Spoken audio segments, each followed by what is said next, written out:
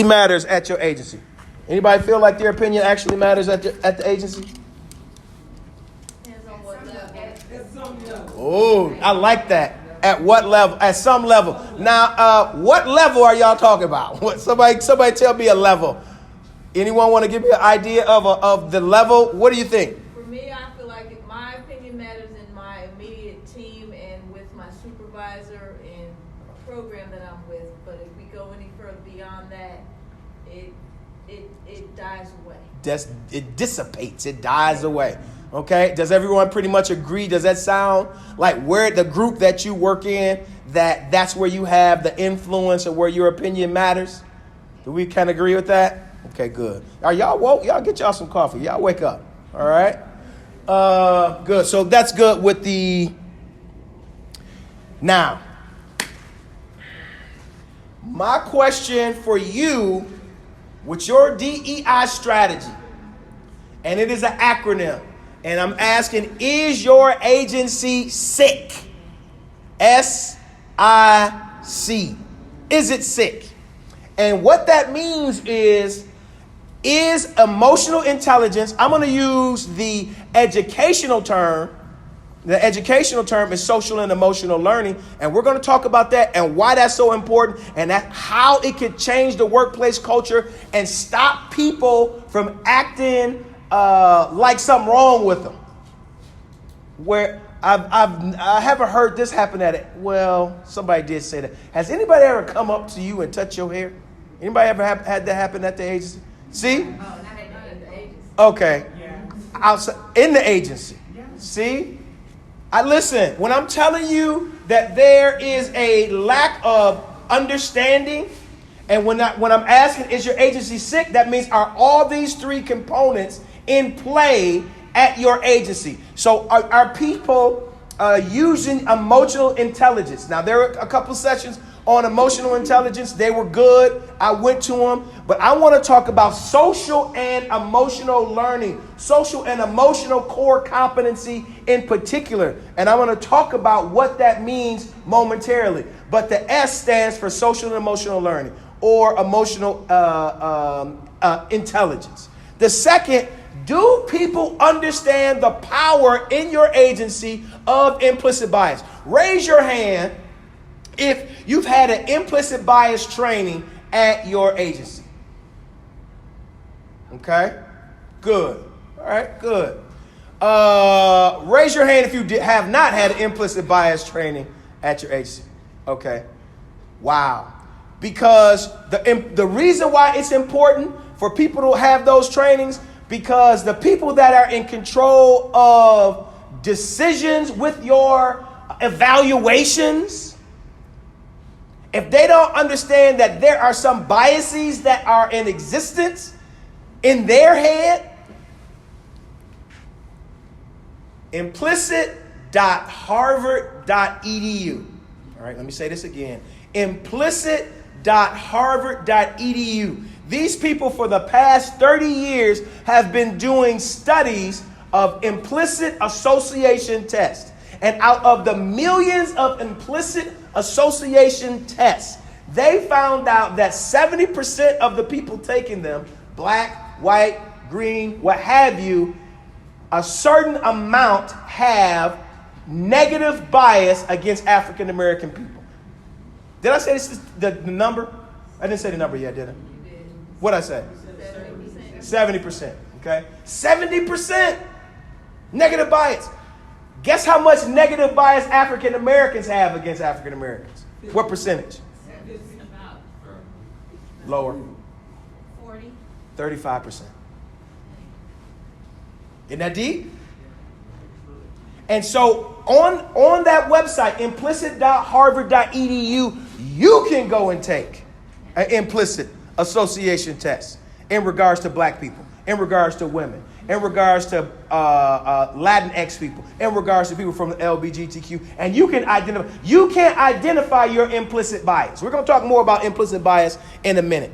But your agency should have a certain amount of emotional intelligence that's represented as the S in SEL, social and emotional learning, having understanding of implicit bias and understand cultural competency, meaning you should know not to walk up to somebody and touch on their hair.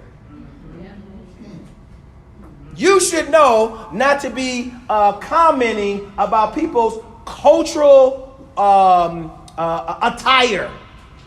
It ain't none of your business. It ain't funny either. Jim. Okay? Jim. Pete. Okay? Not funny. I mean, when I heard somebody grab a Muslim woman hijab and pull it, take it off her head. At a federal agency. EEO. That's all I got to say about that. HR. All right. So that's the question. Is it sick? Now, what I want to do now, I want to talk about a little bit more in depth. Social and emotional learning. There are 5 categories for social and emotional learning. Now, this is important because I want to talk about how to help you at your agency. But guess what? Let me poll the house. Anybody have a K-12 child in their household? Raise your hand. K-12 child. Anybody have a child in college? Okay. Anybody got grandbabies? All right. So it's huge to know. And some, we've been talking about emotional intelligence and mental health and trauma all throughout the different sessions at the conference. And people saying, well, they never told us how to talk. They never told us how to think. They never told us how to communicate. They never taught us how to express our feelings. Social and emotional learning teaches you how to do that. And so I want you to be able to do that inside your agency. And I want you to be able to do that what? Outside your agency.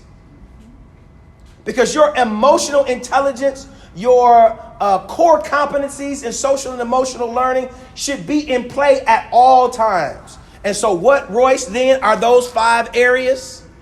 First area is self-awareness. Self-awareness. Now listen to this. Think about the problems that you have in your agency in regards to race. Think about the problems that you have at your agency in regards to gender. Think about the problems that you have in your agency as an LGBTQ plus IA person.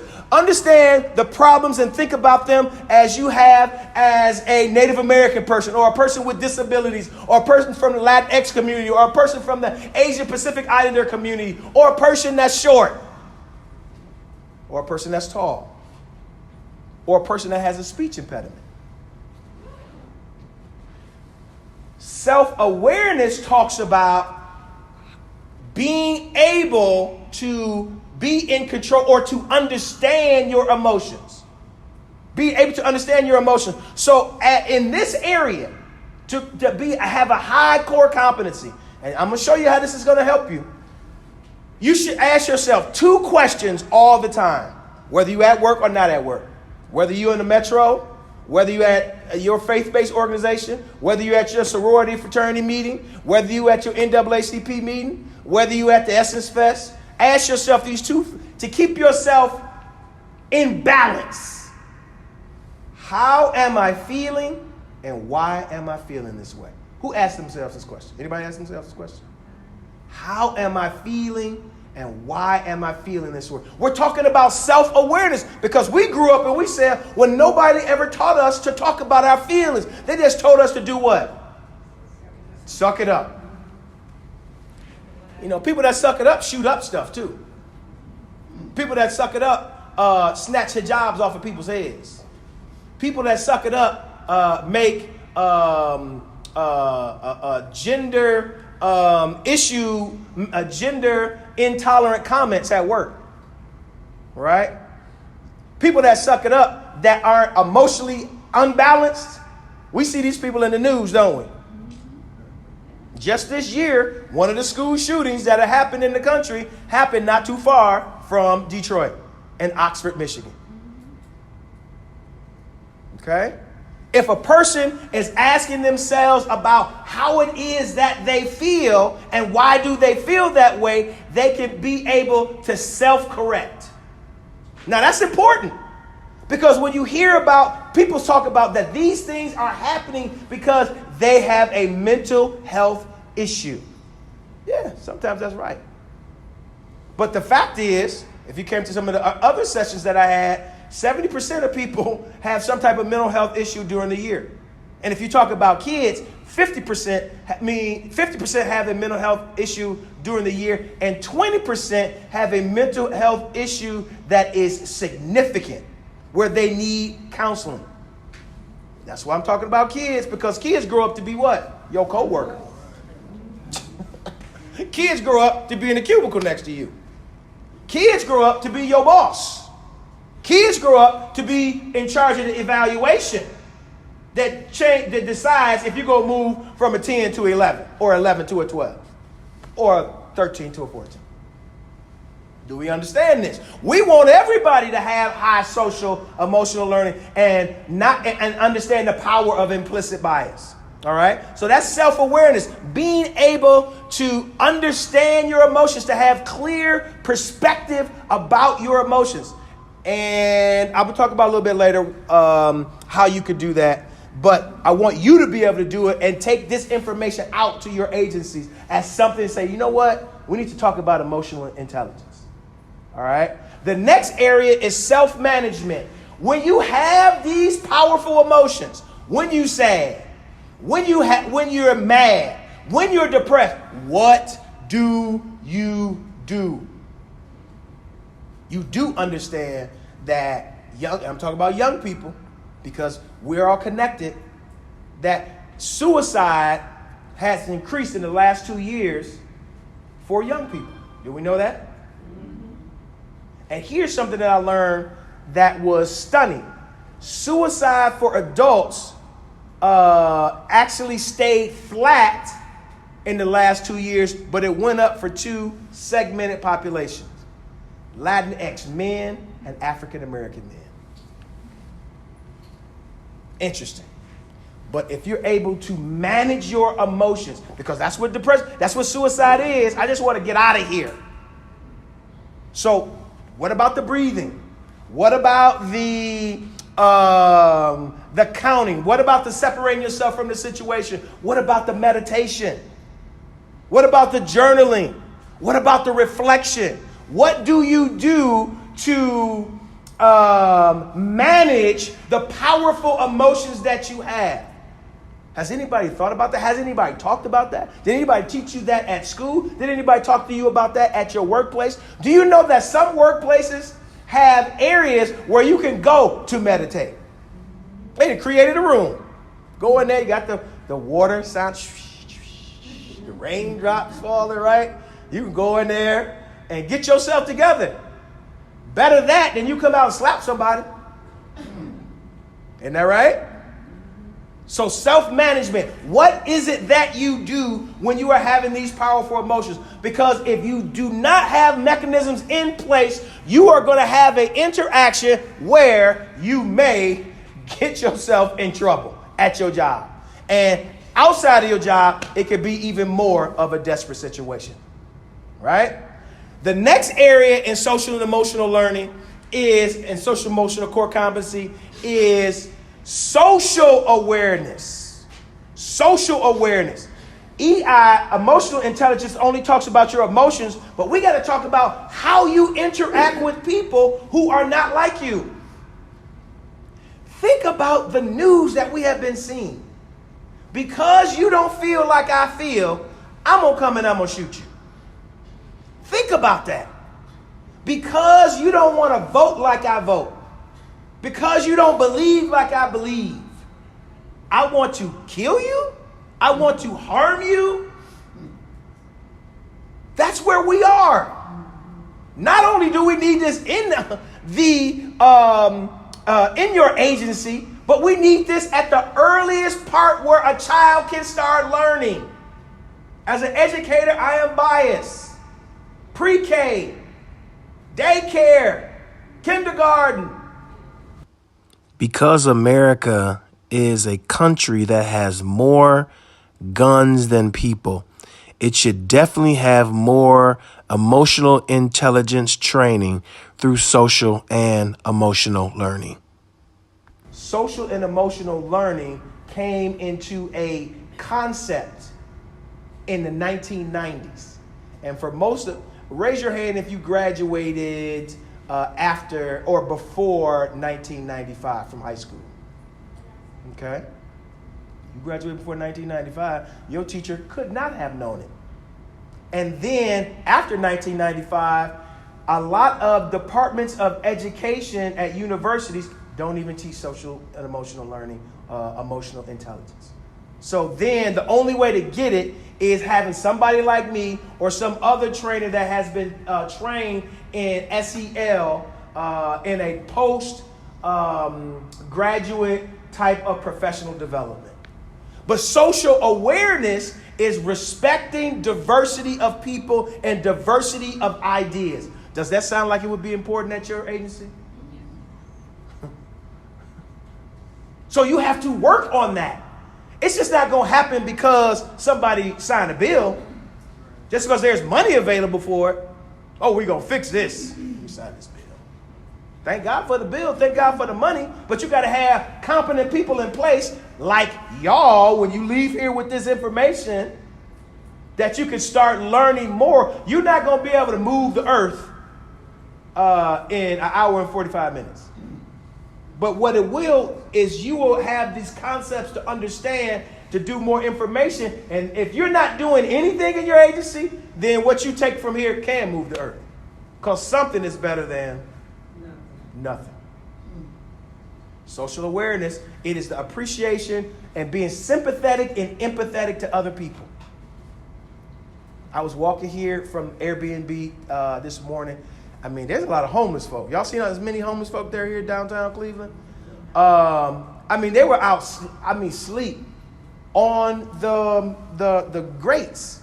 When I was walking, I'm like, whoa. See, if y'all have been just in this area, you haven't seen it as much. But I'm like about 7 blocks away. And so I walk over every morning. I mean, sleep, shoes off. Hurt me to see. Why? Because I'm sympathetic and empathetic to other people. Some people don't care. Walk right over you. All right? The next section after social awareness is relationship skills. Do you have anybody at your agency that would benefit from learning how to be a team player? Yes or no? Yes. Yes. Somebody say, oh, yes. Right? If somebody take your lunch out the refrigerator, they got some relationship skills. If somebody talking over you at the meeting, they got relationship skill problems. If somebody is working in the group and it's called, what is that term? Oh, I forgot. It's called social loafing. Y'all working in a group, y'all working on a project together, they not pulling their weight, that's social loafing. Relationship skills. Anybody ever seen that? Or somebody either not doing their job or they taking credit for your job. Look at y'all. Y'all like, oh boy, he in my wheelhouse now. Right? See, the way that we are going to improve this situation, we got to give the information. You got to teach folk. Now, let me tell you this. Everybody don't care. And everybody don't want to know. And some people are going to be like, I don't care what it is. I was about to say something very partisan, but I'm not going to say it. The MAGA crowd, some of them ain't going to give a damn. They really ain't going to care. Now, some of them, let me just take a pause for about 3 minutes. Some of them jokers, you got to watch Fox News and you got to listen to the right-wing radio. If you listen to that, you're going to be like, wow. Wow. I try to listen to it every other day. Go on to YouTube, watch the article, listen to them, listen to Tucker, listen to Hannity, listen to some of those right-wing radio shows. Dude, they are off the chain. They are on a different level. And understand what has happened. What has happened is that there is an information echo chamber.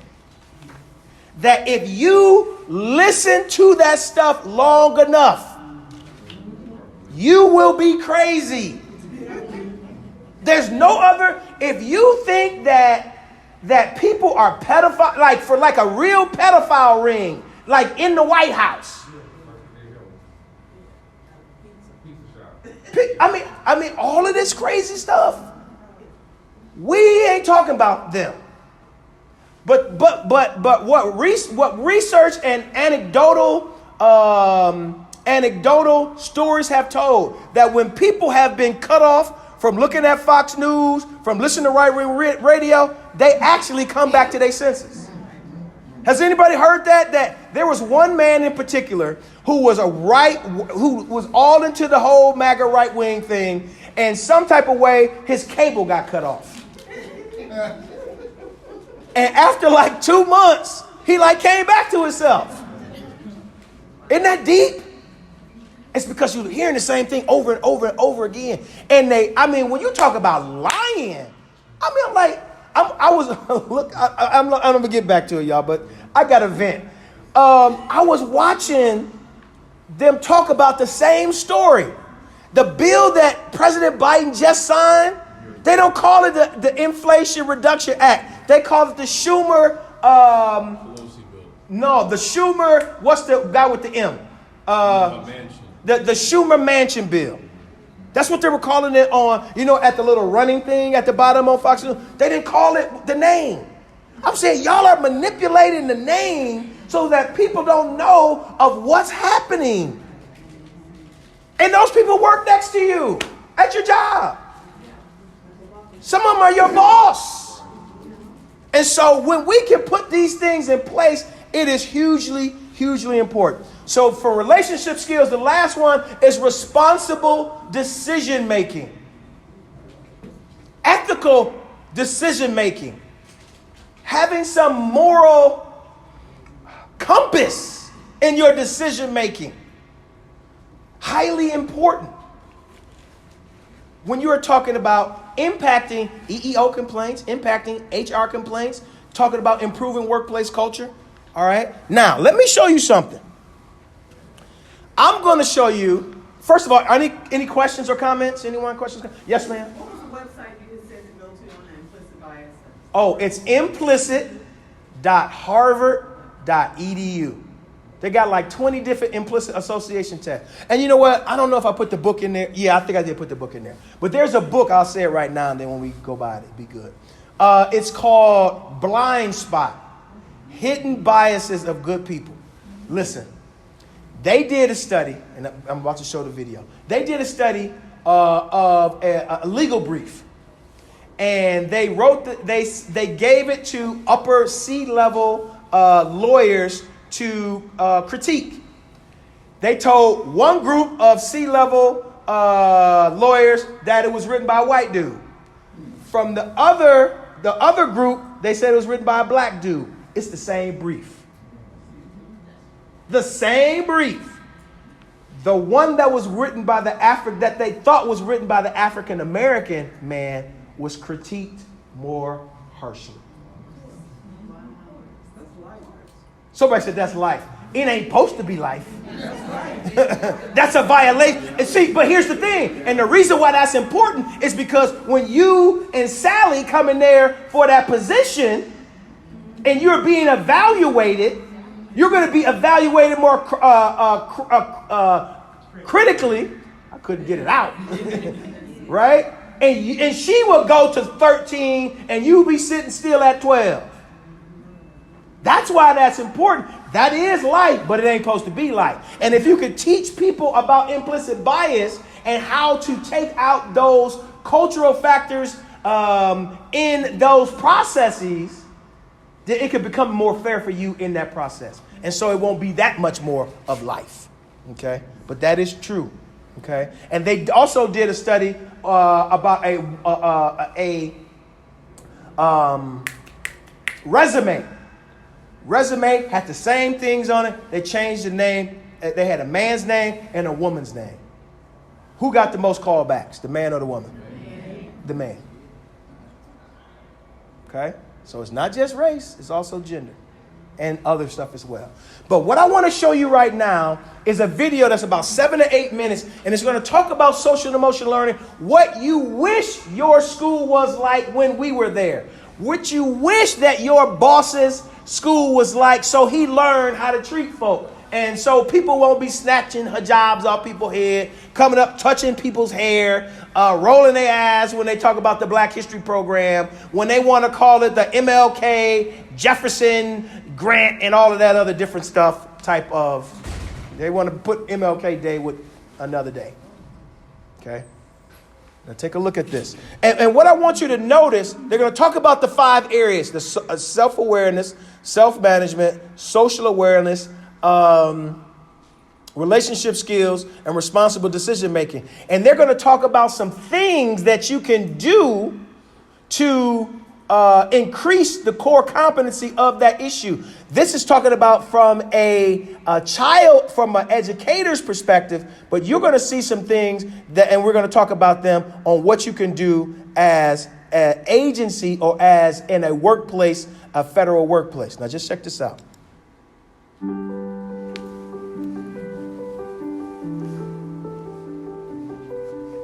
Social and emotional skills are the essential skills for success in school, work, and life.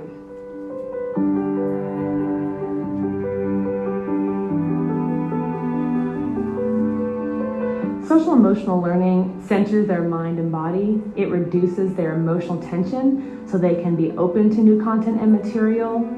We find that academic outcomes increase exponentially when students are nurtured, loved, and cared for, that we get much more out of them when we first address social emotional needs. So for us, it's actually an academic intervention and not just an emotional one. If we expect students to be college and career ready, it's important for us to focus on these skills and competencies: self-awareness, self-management, social awareness, relationship skills, and responsible decision-making.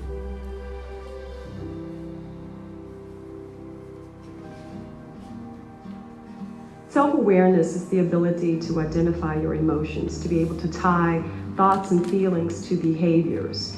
We find that self-awareness is one of the hardest things for young people, being aware of their own body states and the impact of their words and emotions on other people. So a lot of work we do is reflective, through conflict mediation, through circles, through journaling, having them see their own impact on the world, and then how to shift that or make a different choice next time. Self-management is the ability to self-motivate, to have self-control, to regulate one's emotions. In the classroom, that may be a breathing exercise, or that might be counting 5 or taking a break. So with students who don't really know how to deal with their anger or don't really know how to resolve conflict, we're giving them a tool that helps them deal with it in a less stressful way. Social awareness is about embracing diversity, showing empathy for others. Activities might include service learning projects, addressing social justice issues. Role-playing is a great opportunity for students to address how a person might have felt in a conflict on the playground. We're going to see if other people have had some of the very same experiences around bullying that we've had. You're in my boat if you have a bully now. Well, I see a lot of people. Relationship skills are important in project-based learning. It's the ability to work cooperatively with someone, to resolve conflict. It's the one skill you need your whole life. You may not need calculus tomorrow, but you have to know how to work in relationship, whether it's for a coworker or a life partner. You have to know how to handle conflict and how to handle challenges. Sometimes at recess, Maya would come over and just start talking about us and saying mean things. Is it your job to make Danae's job at school hard? No, I know it's a form of bullying, and sometimes I'll say sorry to her. So you choose to be someone's ally and make a better choice. Responsible decision-making is considering the well-being for self and others. It's evaluating the consequences for various behaviors or actions. We do this through shared agreements, one-to-one problem solving, or having students debate an issue.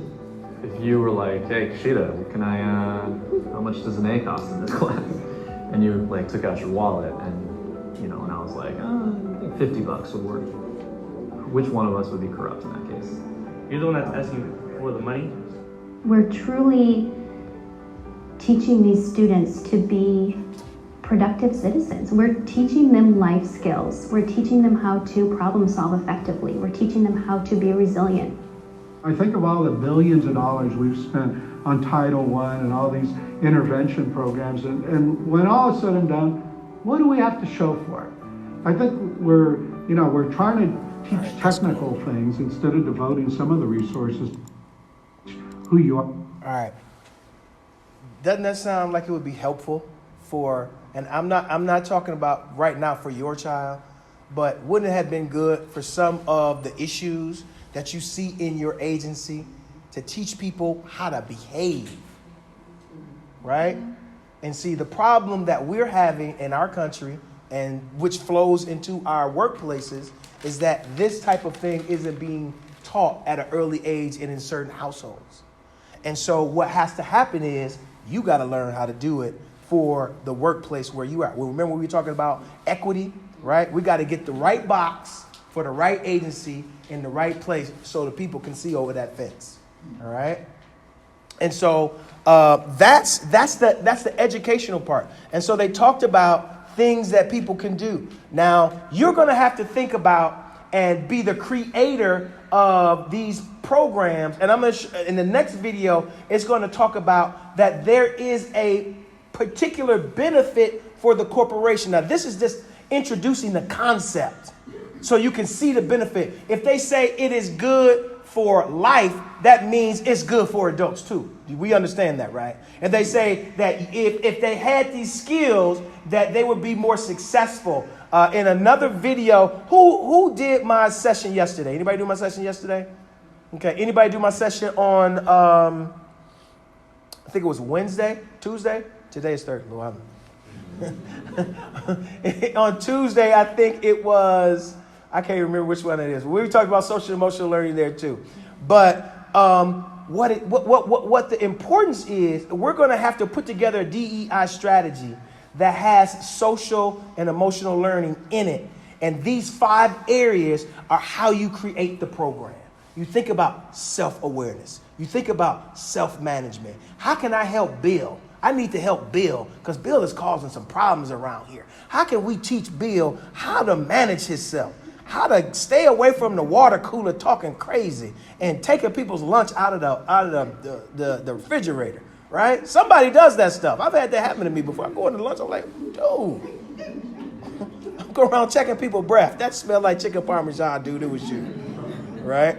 Okay? So that's the point about social and emotional learning. But watch this one. Not this one. The next one.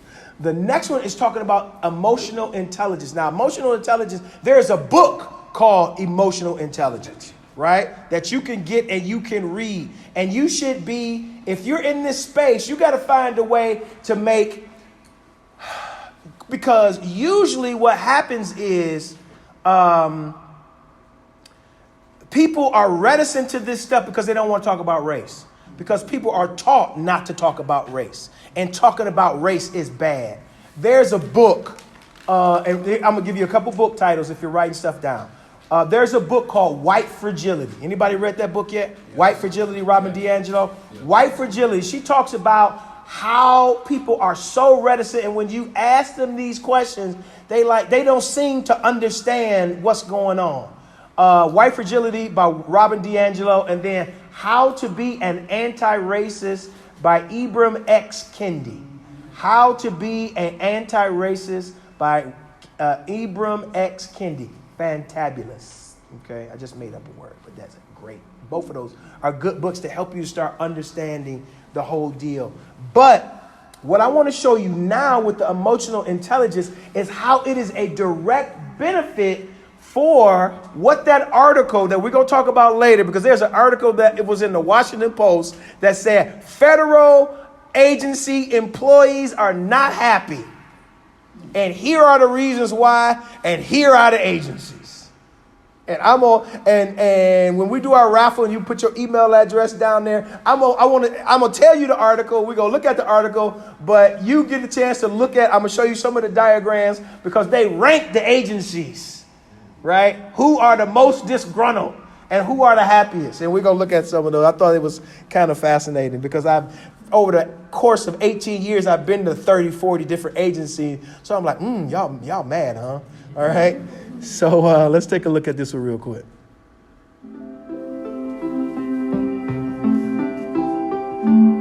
Since I started writing about and researching emotional intelligence in business, I found that the data in support of it has only gotten stronger. I saw recently a study, this surprised me, engineers, software coders and so on, were evaluated by their peers, people who work with them day to day, on how successful they were at what they do. This turns out to be one of the strongest predictors of success in any field. And that was correlated with their IQ on one hand and their emotional intelligence on the other. And when I say emotional intelligence, they were evaluated on a 360 that looks at all 12 of the key emotional intelligence competencies and that distinguish star performers from average. The surprise was this: IQ correlated zero with their success as rated by peers. Emotional intelligence correlated very, very highly. Well, why would that be? Well, consider this. In order to be an engineer, you have to have an IQ about a standard deviation or more above average. That's an IQ of about 115 or so. And another recent paper shows that there's no relationship between career success and an IQ above 120.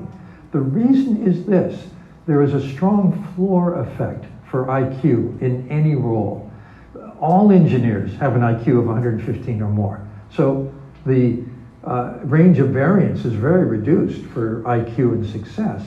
Emotional intelligence, however, varies radically. So emotional intelligence means how well you manage yourself. Can you work toward your goals despite obstacles? Do you give up too soon? Do you have a negative outlook or a positive outlook? These are all emotional intelligence competencies that matter for success.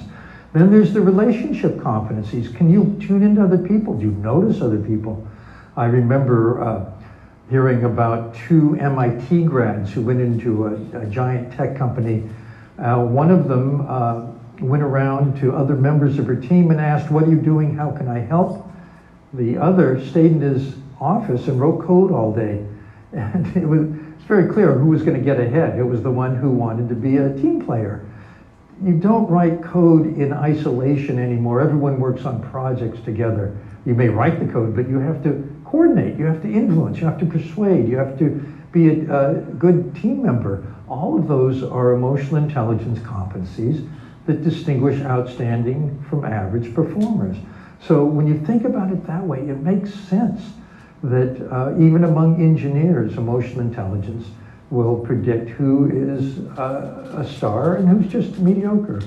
And when you think about this at the organizational level, it means you want to be sure to include emotional intelligence when you consider hiring people. I have a friend that an executive recruiting company specializes in C-level hires, CEOs, CFOs, and so on. And they once did a study internally of people they had recommended who turned out to be bad and were so bad they were fired.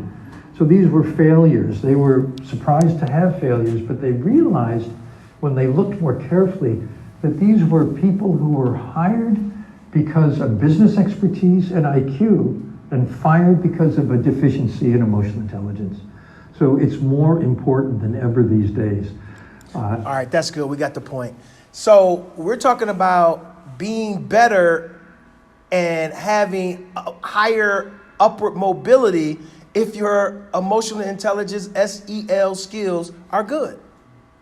All right? So when we talk about putting together DEI strategy, it has to be social and emotional learning. It has to be this next piece, implicit bias. I'm gonna skip through that. What is this one? I'm sorry, I forgot which video this is. You may have heard the term implicit bias before. All right. But what is it? Why does it happen? And how does it show up in our lives and world? Implicit biases are essentially thought processes that happen without you even knowing it. Basically, mental shortcuts and judgments that occur in both positive and negative ways, some of which you might not even agree with.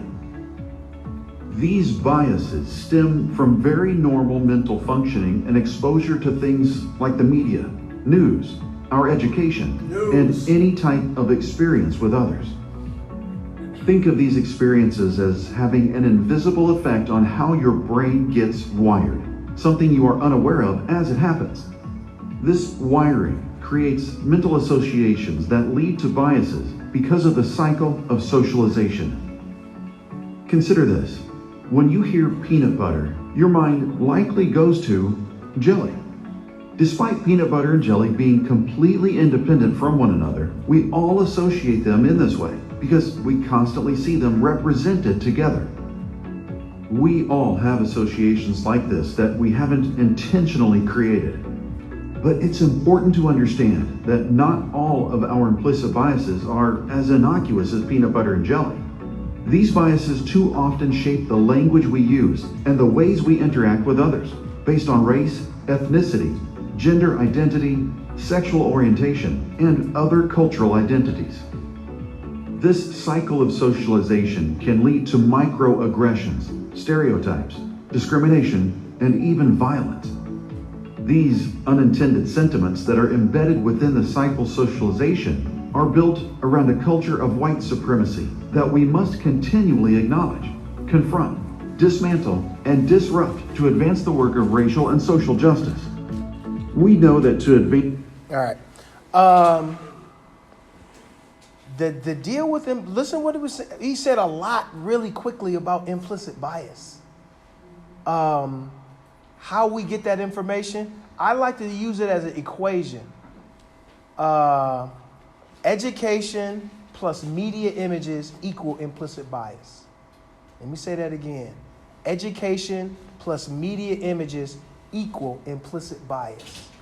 And the importance about that is that if you absorb all this stuff outside the workplace and then you come inside the workplace, and again, I'm talking about jobs and I'm talking about our interactions, either you may evaluate someone negatively or more critically, and or have, that's why we talk about the EEO and the HR complaints, have these conflicts in the workplace that's going to get you in trouble or get them in trouble. And we want to create, and that's what the DEI work is. That's what the Office of Civil Rights work is. That's what all of our different organizations and groups are about in our agencies, is making the workplace better for us so that those things do not happen. And so we got to make sure the SEL part is there, the implicit bias part is there, and the cultural competency part is there. Now, implicit bias, 95% of our functions happen unconsciously or happen implicitly. 95%. And 5% of what we do is conscious, right? System 1 is the stuff that happens that we don't know has happened. System 2 is the stuff that we say, okay, I'm doing this for this reason. A lot of the stuff that we do in regards to implicit bias, we don't even understand. Now, let me show you this. Let me poll the house to show you something. There are a lot of different things in regards to your body size, your skin complexion, all of that different stuff. But we're just going to talk about these three. In that implicit.harvard.edu, that association, in that book that I told you about, and it's coming on the next slide, they rank percentage-wise what is the biggest problem. Is it gender? Is it race? Or is it age? Now, let me ask you guys a question. Which bias did they statistically see was the highest that most people had? Raise your hand. Anybody got an idea, or you can just say it out? It's okay.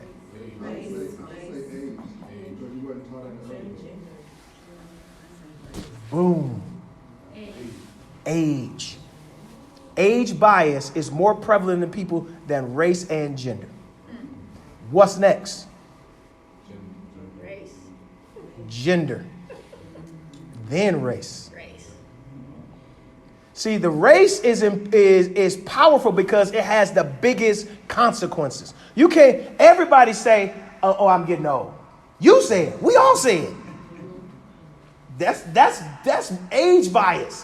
When people start looking about people to hire, employ, you know what they're looking at. Okay? And who they're not looking at. And the unfortunate part about gender bias, ladies, guess what? They found that women have a significant part of gender bias as well. Don't believe me, believe this book. Go read the data and listen to the Empower Implicit Bias. And so I'm talking about for those of us that are in EEO, that are on the diversity committees. All of these things you got to pull in as work. And see, what's good about this is you can help the race issue in your agency by talking about social and emotional core competency. Because if you could teach people to be more sympathetic and empathetic to others, to make responsible decisions, and to some of these other things, and to have them understand implicit bias, how it works. See, because when you say to people, you bad, you this, you that, they put up a wall. We know that, right? So you got to find a way, sometimes cleverly, to manage what's going on, especially when these are people in power over your mobility. And I'm talking about mobility in the agency because we all want that. We all want to go up to the next level on the GS schedule. Isn't that right? Isn't that right? Okay. All right. I just wanted to check. Now, you can go down. Anybody want to go down? Oh, okay. I just want to know. Right? But yes, this book, and what's good about this book, it's an audio book on YouTube. You can listen to it going home today or tomorrow. Right? It's on YouTube. Core competency. Let's see what time, because we're getting up there. It is about 9:02. Let's watch this video on core competency. We're going to talk about that data. So we'll be done about 9:15-ish. And then we'll do the raffle. So let me give a pause for the cause. We're going to watch this video, but what I want you to do, if you have a business card, you can use it. If you don't have a business card, do you have one of these pieces of paper in your possession? If you do not have one in your possession, I'm going to come through and give you one right now. Okay. And what I would love for you to do is to put your email address, your telephone number, and your email address, telephone number. Hey, no name. Put your name on there. Put all three on there because I want to send you some free stuff as well, along with the raffle that we're going to do for the book that I have. It's called Graduate, Moving from Failure in the Hood to Success, Commencement and Beyond. You got young people in your life or people that want to understand the skills of how to move forward. I talk a lot about race, a section about black folks in Brazil, about race on a predominantly white institution, that are powerful. And then I also have some Black History DVDs. I have one called Diffusing Stereotypes, Live, Learn, and Work Better, where I talk about the history of stereotypes and how they come into the country. Then I have another one that is called Civil Rights, Civil Wrongs, Rethinking Dr. King and the Movement. So on that white piece of paper, you're going to write your name, your email address, and your telephone number. We're going to put it in the basket at the end. You're going to pull it out, and I'm going to give somebody something free from up here that they want, like a book. And hopefully we're going to buy some other stuff so I can put some gas in my car and drive home. All right. So let's talk about the last part of our DEI strategy that's going to help bring down the complaints, that's going to help bring down the issues and make the workplace culture a little bit better. Let's talk about cultural competency for a couple moments. Then we're going to look at this agency information and we're going to be done.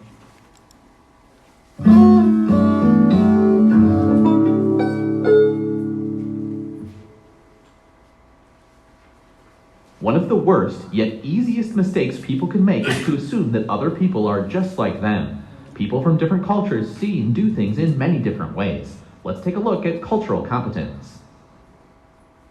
Cultural competence is the ability to interact effectively with people of different cultures. A culturally competent person has the respectful awareness and understanding of cultural differences. There are 4 components to cultural competence. Let's take a look at each. First is awareness of our own cultural worldviews and our reactions to people that are different. Next is our attitude towards cultural differences. This reflects a willingness to honestly understand our beliefs and values about cultural difference. Third are our cross-cultural skills. This component addresses the importance of practicing cultural competence, including nonverbal communication, to become effective cross-culturally.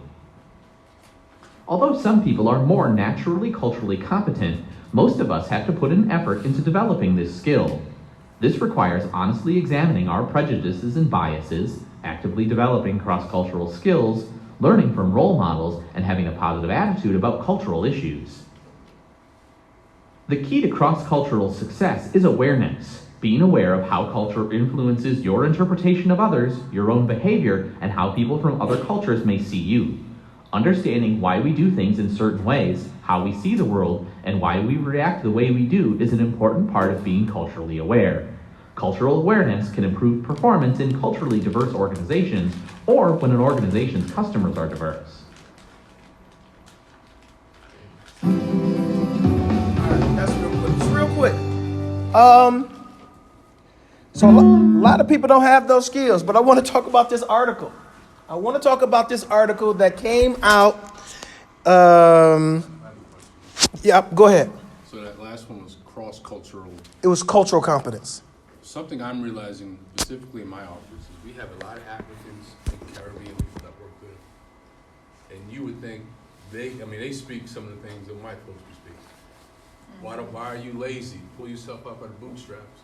And I've had to tell them, I'm going to get a little tough here. Be tough. You have been given these benefits you're receiving off people like my ancestors' backs. So please don't come here with that white supremacist attitude. Wow. Because anything that is said, if our supervisors are watching the news or they repeat, Trump is being treated unfairly, and that's just one. They kind of go along with what they're saying. So I'm like, how do you fix that? Because when they come here, they're very tough. Thing number one, everybody ain't gonna be fixed. And there are some grades to being fixed, some graduals, that it's a continuum. Some folks may regress, some folks may get better. Now, here's something that I want you to understand, that many people immigrating to this country have adopted the popular notion of what African American people are like. The way that you become assimilated and become American is that you adopt a white supremacy attitude. And some of them folks is black. Some of them folks, I started naming out countries in Africa. There are certain folks from certain countries that come here, because some of them can be just as bad as Jimmy and them down with the flag in the back of the pickup truck. Okay? Yes, ma'am. This girl just speaking like she's from West Africa, and her parents specifically taught her, stay away from black people. You're going to get pregnant, you're going to get the drugs. So for her, she had to come see it for herself. Go to the white neighborhood, stay away from black people. And then you have the media too.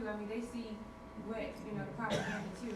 Now remember that the media is the biggest purveyor of distorted images. Now, when I talk about diffusing stereotypes, understand that what we see in the media is created by a news director's decisions of what stories go in on the news. If it bleeds, it leads.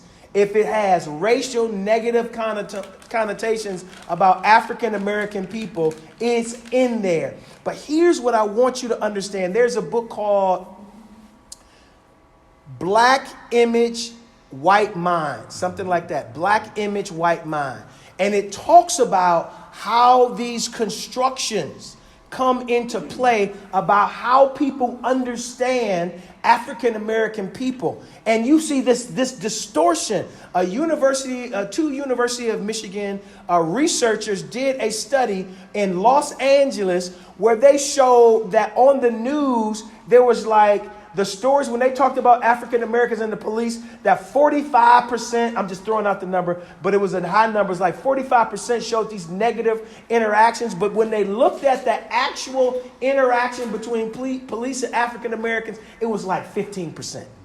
Right? So it was a distortion in the reporting, giving people a negative connotation that African Americans have high criminality.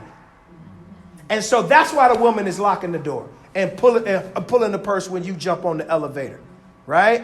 And so that then, when it's absorbed, what does that impact? Our implicit bias. Because remember that education plus media images equal implicit bias. You watch this long enough, you start to believe it. It starts to become your reality. Yes, ma'am. Yeah. I'm sorry, sir. I thought you. Yep. We was in Detroit together, and took us to the museum there, the best museum. Oh, bless your heart. Yes, sir. Best museum, better than the Black Museum in D.C. Oh, wow. I think.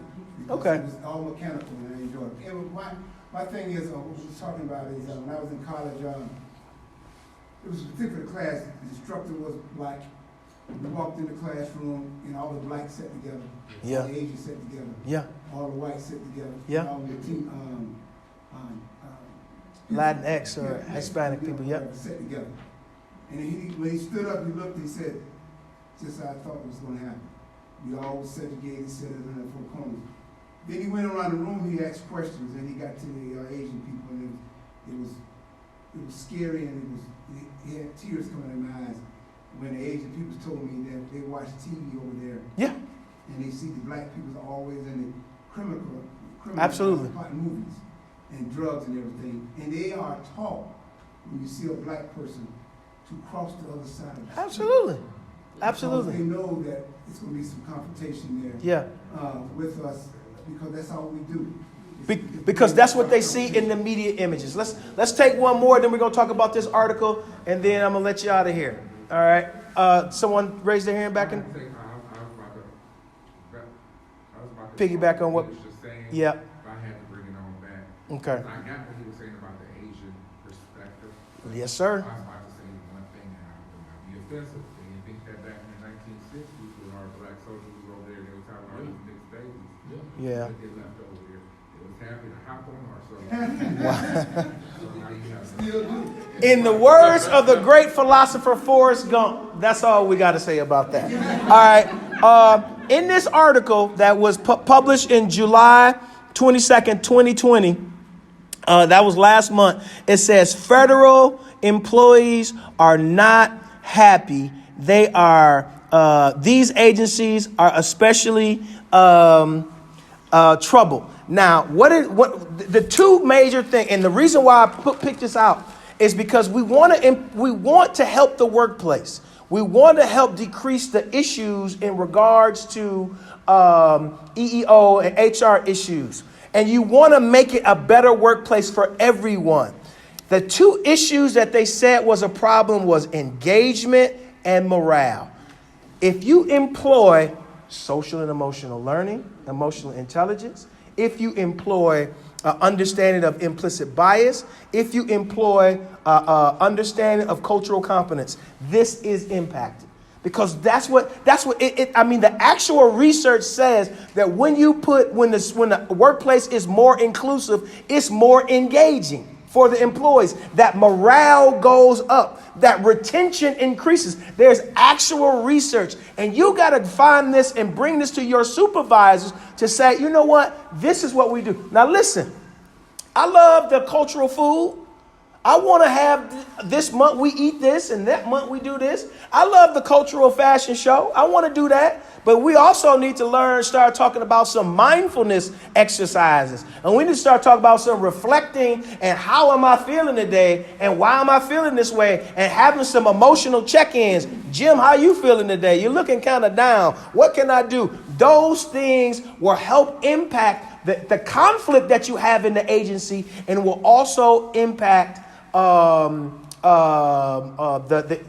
complaints, and it'll improve the culture of your workplace. And even they have shown in the research that it improves efficiency. That means that people work better. So that's the way that you take it to your boss. You say that it improves efficiency. We're going to get more work done. We're going to get more work done. If we do this, we're going to get more work done. It ain't just about eating a certain dish. It's about we're going to get more work done. That's how you lead with it. And that will help you be able to grease those wheels.